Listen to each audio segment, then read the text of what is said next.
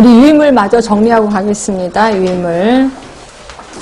자, 원인적 연관성을 짓기 위한 조건 10가지 있었습니다. 이거 우리 CJ 정확성 뭔지 아시죠? A라는 사건이 B라는 사건보다 먼저 일어나. 그러면 A가 원인이겠구나 라고 하는 거고요.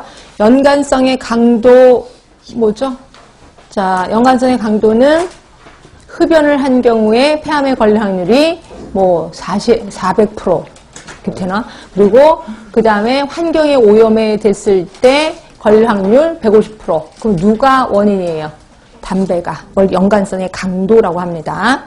자, 기존 지식과 일치도는 아실 거고, 연관성의 특이도는 특이한 거죠. 꼭 그 일만 터지면 그게 생겨. 그렇죠? 이게 특이도. 그러니까 결핵균이 들어가면 결핵이 생겨. 특이하지요. 자, 생물학적 공통성은 이거 뭐 생물학적으로도 공통점이 많아. 개연성은 그럴 것이다 라고 생각하고 있습니다. 연관성의 일관성은 항상 그 모습이 생각나는 거. 그러니까 항상 A라는 사건이 나오면 꼭 B라는 사건이 터져. 일관성이라고 보시면 되고요. 실험적 증거, 실험에 의해서도 그런 거고, 그 다음에 유사성, 유사한 거겠지 뭐. 양 반응 간의 관계는 담배를 하루에 3갑 펴. 그 다음에 그 3갑 피면은 폐암에 걸릴 확률이 점점 증가되고, 점점 줄어들면 폐암에 걸릴 확률도 줄어들어. 이거 있었을 겁니다. 일단 대강 얘기 꼭 들어가 볼게요. 자, 1번 보시면 요인에 대한 노출은 항상 질병 발생에 앞서 있어야 된대요. 그럼 뭐예요? CJ 정확성. 그래서 예를 들면 성면은 폐암의 위험 요인으로 알려졌지만 발생을 위해서 필요한 기간은 15년, 20년 이상으로 알려졌대. 아, 성면에 노출되면 한 15년, 20년 이상은 돼야지 폐암에 걸리는구나. 예, 그게 1번. 자, 2번입니다. 담배를 핀 사람이 폐암 발생률이 4배, 16배 높대요. 근데 대기 오염의 수준은 1.01배, 1.16배까지 있는 애. 그러면 흡연이 폐암의 원인이다. 뭐예요? 연관성의 강도. 자, 3번째입니다. 자, 요인 결과 간의 연관성이,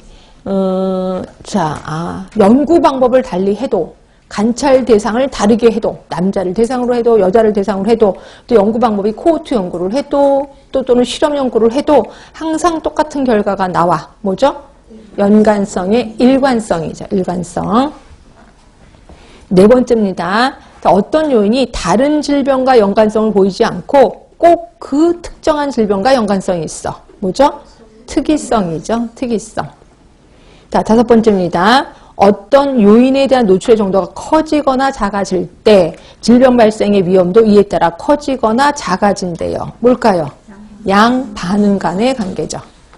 자, 6번째입니다. 역학적으로 관찰된 두 변수 사이의 연관성은 분자, 생물학적 기준으로 설명 가능해. 그럼 당연히 생물학적 공통성이겠죠.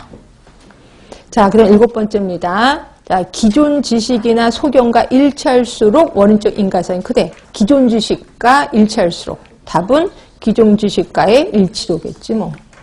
자, 8번입니다. 실험을 통해서 요인에 노출될 때 질병 발생이 확인이 된대요. 뭐예요? 예, 실험적 증거가 됩니다. 네, 9번째입니다.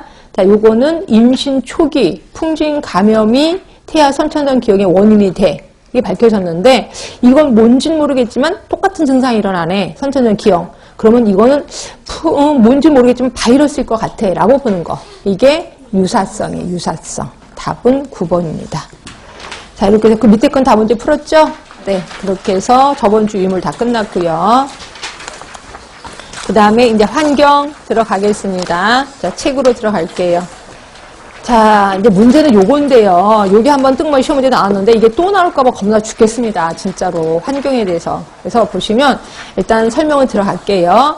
자, 우리 기후변화. 이 중에서 제일 중요한 게 기후변화. 지구온난화겠죠. 그래서 그때 시험 문제는 1992년에 브라질에서 개최한 리우 선언과 관계된 것. 그래서 이거는 1기 기후변화 협약이에요. 그러면 지금은 몇 기까지 있는지 혹시 아세요? 5기까지 있습니다. 5기. 그래서 그때 1기였고 2기가 되게 유명한 교토의정서예요. 2기가 교토의정서.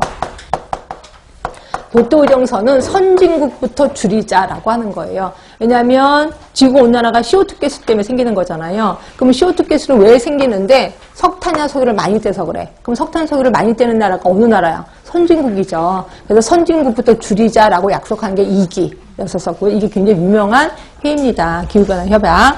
그 다음에 3기가 발리 기후변화 협약 있고요. 그 다음에 4기가 이게 이제 망했는데 코펜하겐 협약이라고 있어요.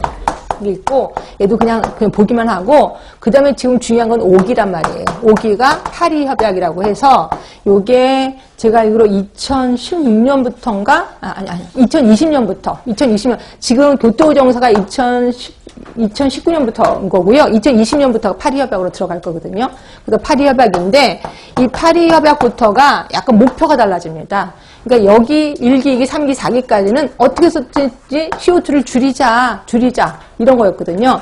그런데 5기부터는 목표가 달라져요. 목표가 뭐냐면 지구의 온도를 최저 1.5도까지만 높이자. 그거 이상 높이면 안 된다. 그래서 1.5도까지는 제한하자라고 얘기하는 거야. 지금의 1.5도. 그래서 2도로 지금부터 2도가 올라가면요, 거의 많은 생물이 죽는데요. 너무 뜨거워서. 근데 요거까지만 하자는 거고, 그 다음에 또 여기서 나온 것 중에 하나가 탄소 중립이라는 게 있습니다.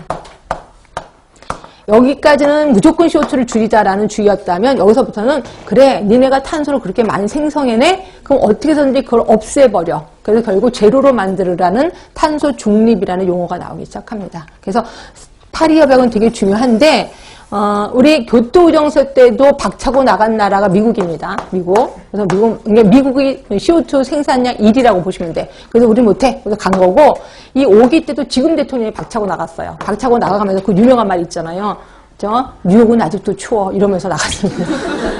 근데 이제 뉴욕 가면 춥긴 추워요. 근데 하여튼 자기는 춥다 이거죠. 그래서 안 된다고 얘기해서 박차고 나갔는데, 하여튼 그런 거를 떠나서 워낙 유명한 게 파리 협약. 왜냐면 교토의정서도 유명했고, 파리 협약도 유명하고.